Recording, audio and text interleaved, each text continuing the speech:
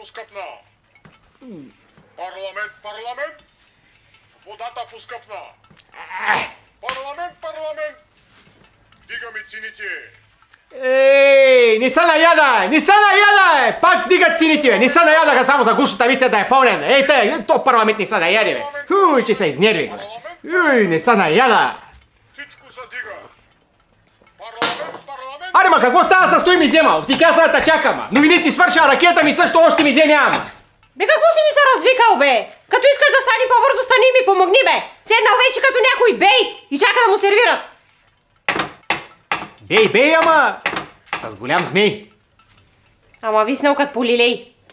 И кога ще махнеш тази коледна украса? От 2 месеца ти повтарям. Виж какво, аз съм мъж и има 2 неща, които не можеш да ме накараш да направя.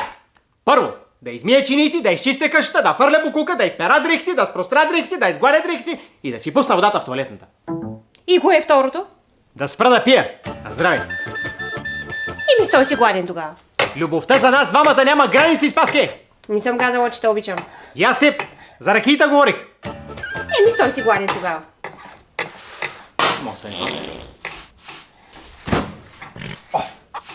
Спаски, тук в хладилника имаше една луканка, ма. Може, ама вече няма. Да не си я дала пак долу на котките пред входа, ма? Не съм, Иване, обаче ако не си забрал, не живееш само ти в тази къща. Че кой друг живее тук в тази къща, ма? Не си дала спалнята на някой под наем. Да, отдадах я под наем. На Георги. Кой Георги, ма? Сина ти. Георги от теки засето ли, ма? Сина ти, бе! Значи той изял луканката. Ми няма да ходи гладен на училище детето я. Сутринта го я припържих и си я взе да училище. Искаш да ми кажеш, че то с лунгури издукал цяла луканка за закускали, ма? Ти добре ли се му даваш толкова смисъла? Той затова така става, е такъв маркуч. Не мога да го видя, не мога, така го седя и го гледам. Расте като гъба, стана Галивер. Той не е Галивер, Иване, просто ти си дребен като табуретка. Знаеш каква табуретка ще ти дам? Табуретка съм бил. Табуретка си ти. Табуретка съм бил аз. Изето ти е готово. Каквото нещо, ма? Каква е тази трива, ма? Ти добре ли си, ма? Аз трива ли ще имам? Аз да не съм овца, ма? То поне да беше овца. Ама си гну. Какво стана, нали за луканка тръгна? Затова тръгнах, ама се върнах да ти кажа, че и аз искам пържена луканка. И аз какво да направя? Отиди си изпъкни главата от туалетната чиния. Какво? Слагай тиганя! Искам като се върна, луканката направо директно да е готова да я сложа на тиганя. Добре, ама трябва да си много бърз. Много ще бъда бърз. Отивам до магазина и се връщам веднага. Слагай!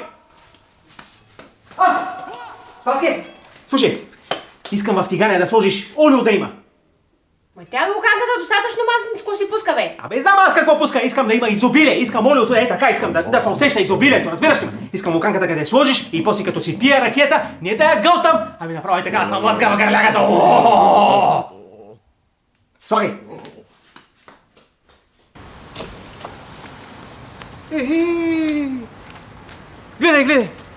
Гледай какво става.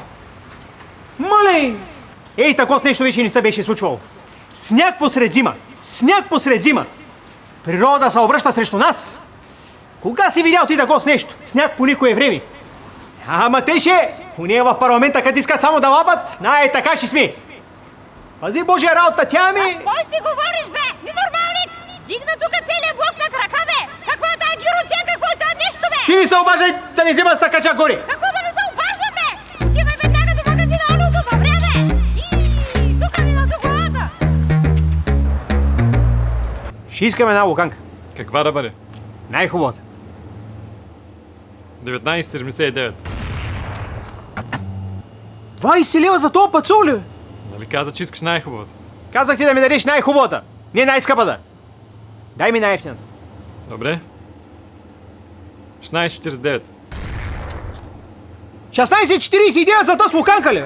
Че от какво е направена толкова, бе? Ти направо майка, какви са тия цели тука? Няма ли от нас от 4,50? Кучешка радост. Тази е кучешка радост. Само че 4,50 беше едно време. Как така едно време аз? Оня един идвах да взимам. Цените растат. Нека теб. Уния в парламента не са наядаха, само знаят да дигат цените. Вие няма на кой да приличите, вие сте същите. Зато и никога няма да се оправим. Ще искаш ли нещо или не, че има опашка за теб? Каква опашка? Какво ти става, бе? Няма никой в магазина, само аз и ти сме. А това там какво е? А?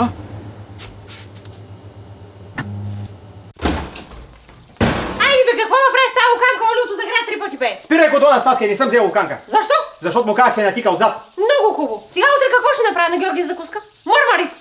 Спаски, ти знаеш ли колко е станало на луканто? Да, 16,50. 16,50.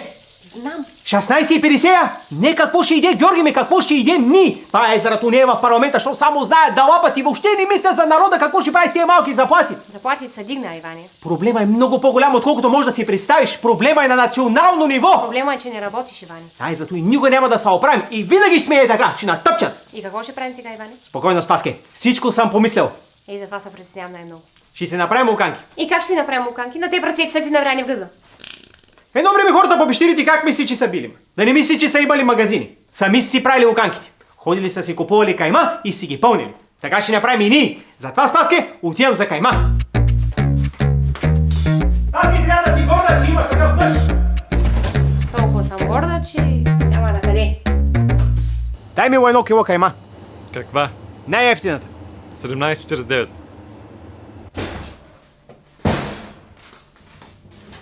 Кои са тези свещи, ма? Да не си в пещера? Какво е това нещо? Нали за хайма отиди? Това, Спаске, е революционно устройство за кайма, с което можеш сам да си направиш каймата. Мелачка. Взех решение, че ние можем сами да си направим каймата. Едно време хората по пещерите как мисли, че са били, ма? Сами си правили каймата. Отделно ми искат 17,50 за 1 кило война. Аз да не съм будала! И колко пари дали за това революционно устройство от комунизма? 250 лева. 250 лева! Биване, това са готови луканки за цялата зима, бе! Ама не знаеш какво слагат вътре. Пак по този начин ще можем да държим контрол на цялото производство. Ти знаеш ли въобще как се работи с това нещо?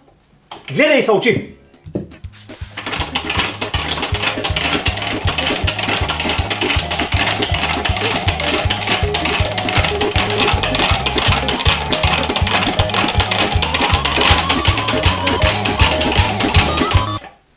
Какво, изморили са? Не! Те са ма метнали. Устройството е развалено. Как разбра? Ми ти тъпали си, ма не виждаш ли, че не излиза каймама? Абе, Иване, ти не трябва ли да сложиш някакво месо, че да излезе кайма, бе? Трябва ми месо. Какво мисъл? За кайма. Да няма да правиш луканки. Няма да ти кажа. Добре. Какво мисъл искаш? Месо за кайма за луканки. Аз знаех, че правиш луканки. После да почерпиш като станат. Колко? 21,99. Какво? 22 лева са месо, ли, бе? Имаш късмет, че съм в добро настроение и че тук целият магазин ще го направя дармана, да знаеш! Цени ще ми дига тук. Като не в парламента са същи.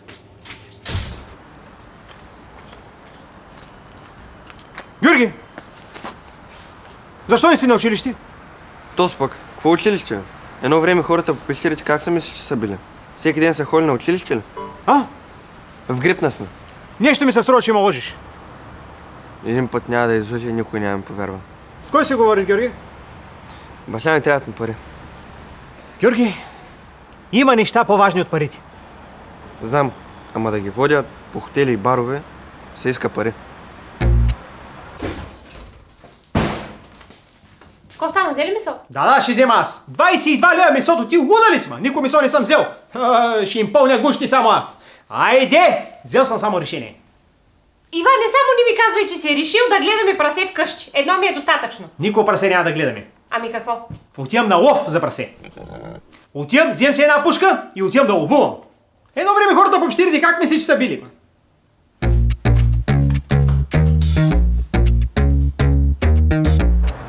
Дай ми една пушка. 3000 лева.